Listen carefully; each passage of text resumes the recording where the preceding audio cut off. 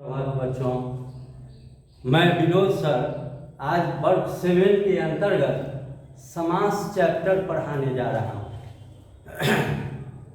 समास एक ऐसा चैप्टर है, ऐसा पाठ है जिसको आप अच्छी तरह से अगर पूरा कर लेंगे तो फिर आपका 4 मार्क्स का परीक्षा में क्वेश्चन रिजर्व हो जाता है और आपका अपना व्याकरण शक्ति का विकास होगा। आप किसी भी शब्द का मीनिंग निकालना समझ जाएंगे, इसलिए ध्यान पूर्वक पढ़िए। पहले समझिए कि समास क्या है। जब दो या दो से अधिक शब्द अपने बीच की विभक्ति को छोड़कर एक समस्त पद बन जाते हैं तो इस समस्त पद को समास कहते हैं। जैसे विद्या के लिए बना घर जगह बराबर विद्या है। अब है समास के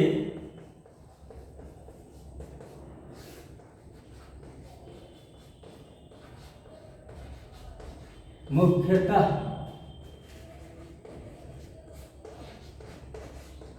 6 भेद हैं। पहला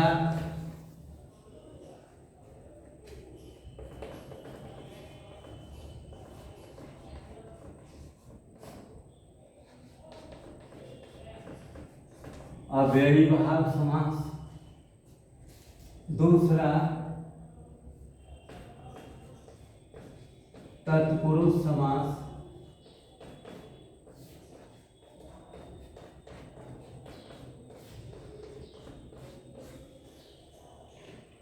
तीसरा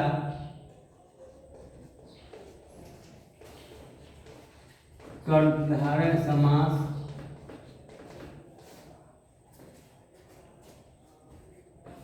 चौथा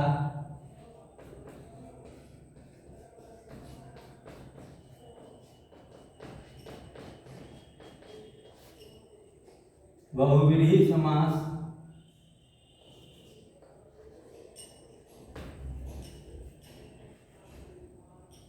पांचवा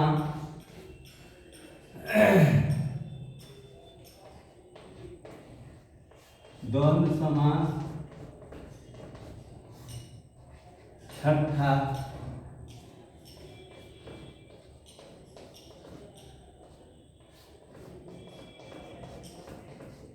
द्विगु समास। देखो बच्चों, ये 6 समास का 6 वेद है। अब 6 के बारे में पहले मैं डिफिनीशन आपको दे देता हूँ, समझा देता हूँ, 6 के संबंध में बता देता हूँ, 6 से जान पहचान करवा देता हूँ। जो फिर आपको जान पहचान हो जाएगा तो उससे आपको लेन देन करने में सहूलियत रहेगा, इसलिए सब के बारे में आपको डिफिनीशन के साथ समझा देता हूँ। आप उसको अच्छी तरह समझने का प्रयास करें।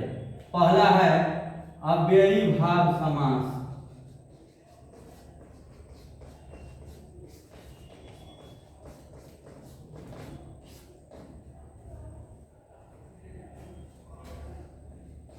जिस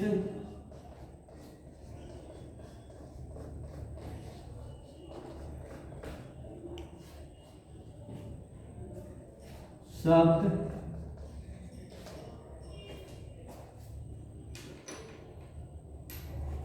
का पहला पद अव्यय हो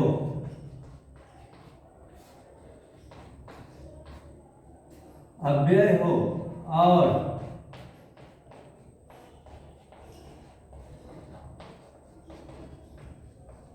मुख्य रूप से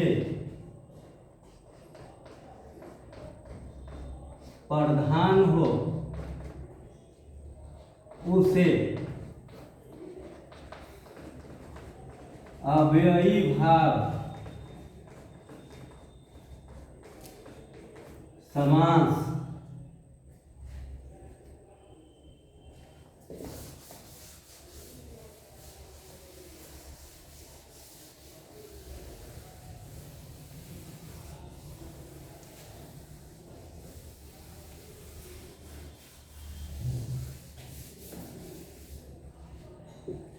अव्ययीभाव समास कहते हैं। जैसे,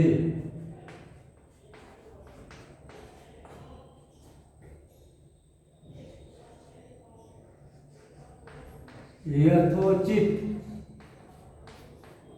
माने जैसा उचित हो, जैसा उचित हो, यथासंभव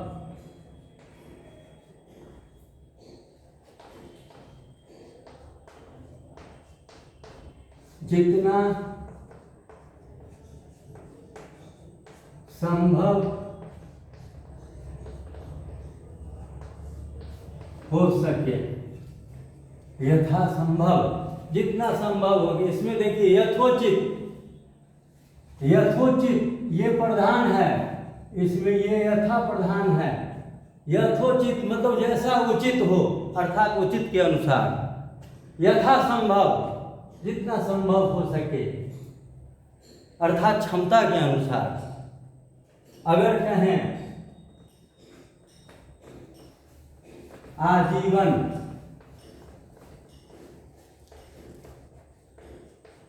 जीवन भर के लिए। दूसरा है तत्पुरुष समास।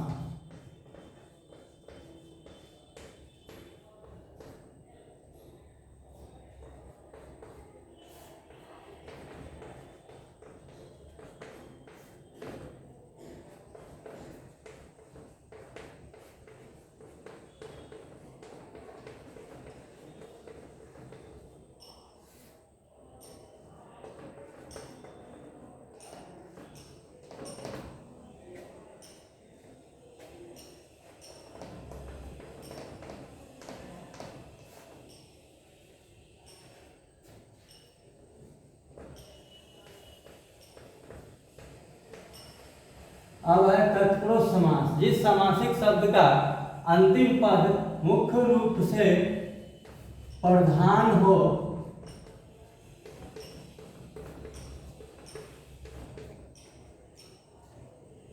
उसे तत्पुरुष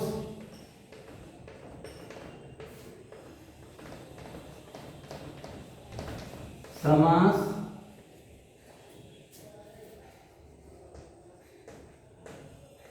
कहते हैं। जैसे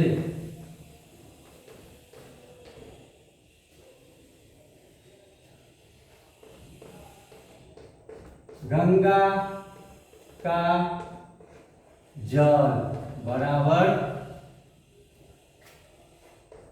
गंगा जल।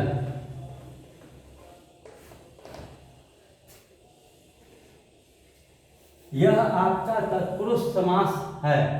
यह मुख्य रूप से इसमें जल प्रधान है।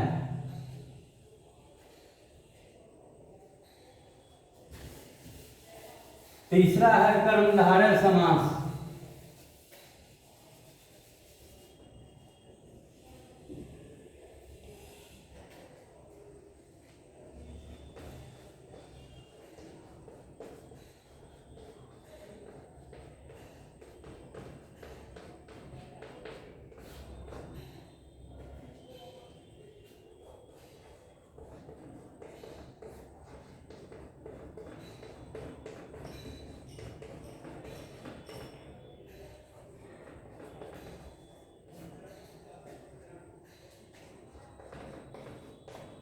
जिस सामासिक शब्द से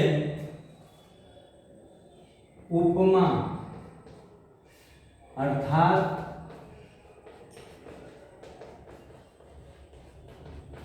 किसी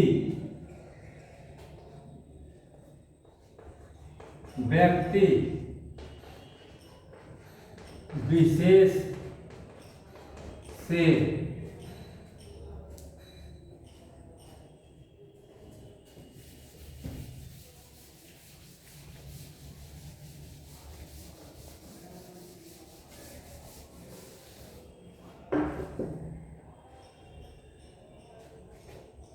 तुलना बराबरी,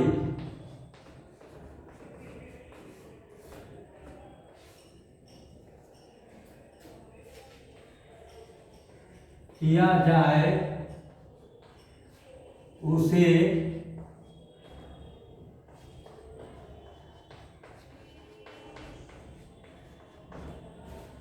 कर्मधारय समास कहते हैं। जैसे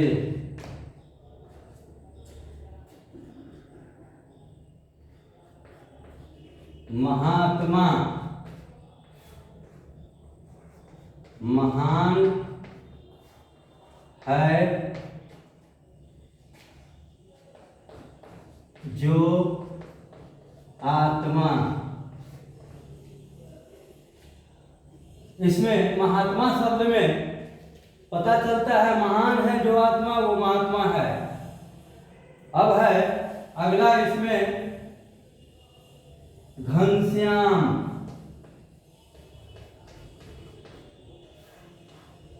बादल,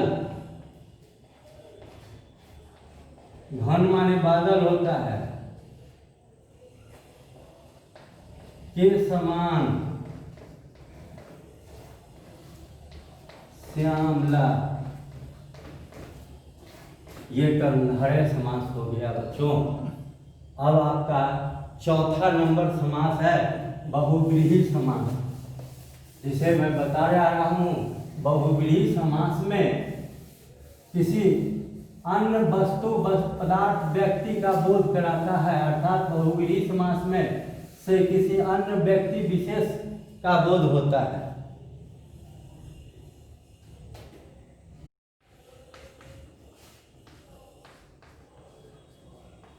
जिस सामासिक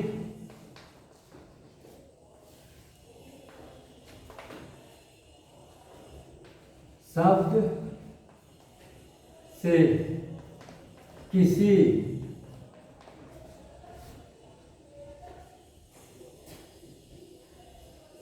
खास व्यक्ति विशेष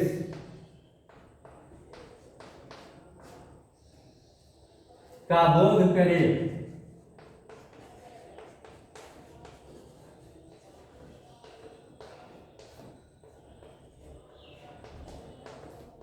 उसे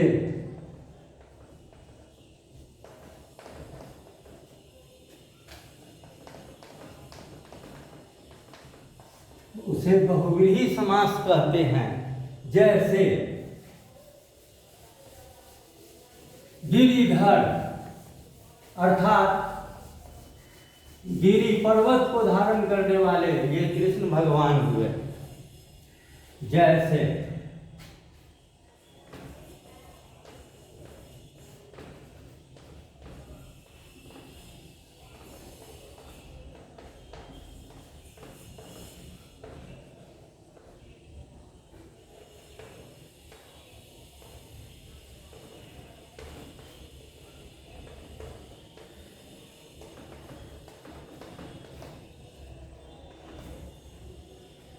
चक्रधर, चक्र को धारण करने वाला, अर्थात कृष्ण विष्णु।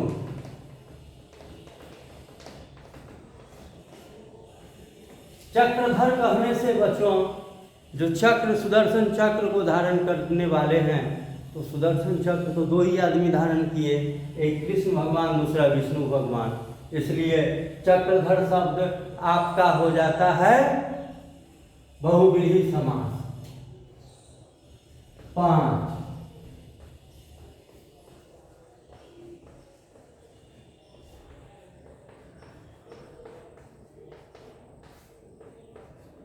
द्वंद्व समास।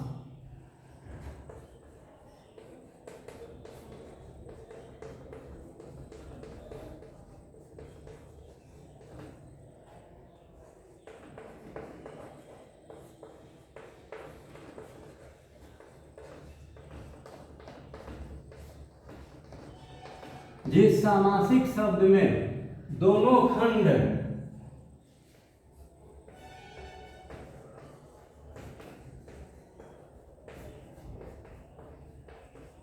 मुख्य रूप से प्रधान हो उसे द्वंद्व समास कहते हैं।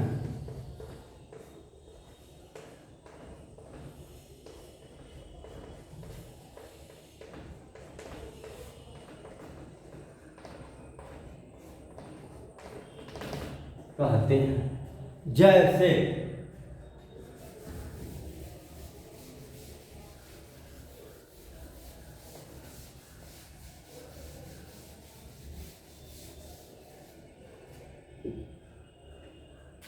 जैसे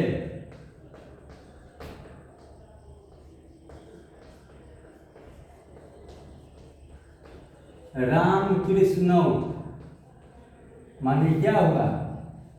राम और कृष्ण।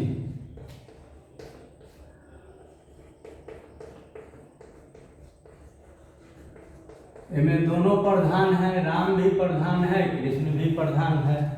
माता पिता, भाई बहन, रुपया पैसा, हानि लाभ, जीवन मरण, जस अपजस, ये सब द्वंद्व समास का उदाहरण है। छठा है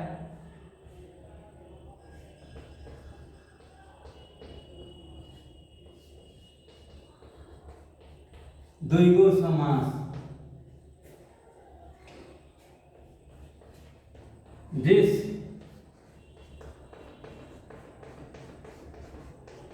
सामासिक शब्द का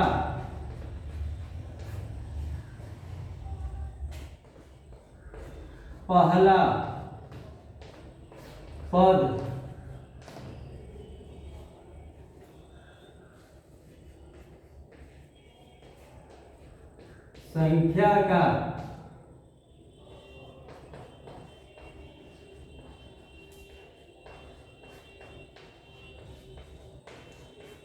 संख्या का बोध करे उसे द्विगु समास कहते हैं। जैसे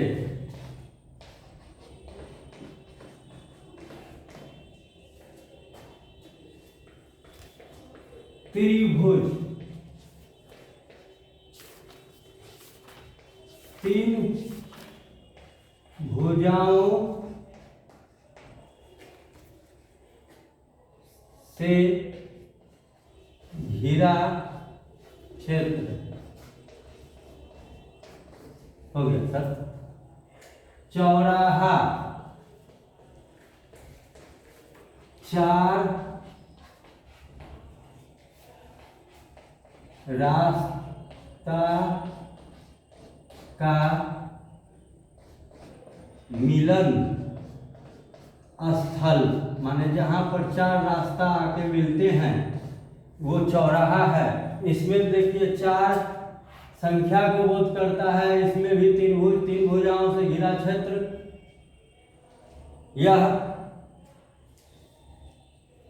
तीन भुजाओं से घिरा क्षेत्र। तीन और चार संख्या का बोध हो तो संख्या का बोध जो शब्द करे वो सब द्विगु समास कहलाता है। इस तरह से बच्चों समास के 6 भेद हुए। 6 को मैंने डेफिनेशन के साथ एग्जाम्पल के साथ लिख दिया। अब आपकी जिम्मेवारी है कि इस सामासिक शब्द को अच्छी तरह से पढ़े, मनन करे, फिर मैं इस पर आधारित बनाने के लिए दूंगा, तो उस समय में आपको सहूलियत होगी। धन्यवाद।